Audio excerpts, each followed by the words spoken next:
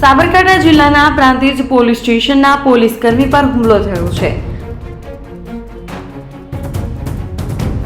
પ્રાંતિજના મોયેદ રૂપાજી ગામે police constable પર હુમલો કરવામાં આવ્યો છે। અરજીની તપાસમાં ગયેલ પોલીસ સાથે ગાળો બોલી ઝપાઝપી કરી માર માર્યો છે।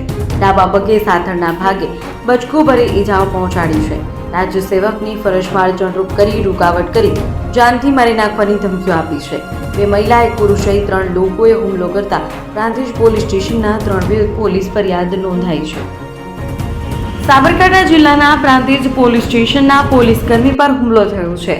પ્રાંતિજના મોયેદ રૂપાજી ગામે પોલીસ કોન્સ્ટેબલ પર હુમલો કરવામાં આવ્યો છે। અરજીની તપાસમાં ગયેલ પોલીસ સાથે ગાળો બોલી ઝપાઝપી કરી માર માર્યો છે।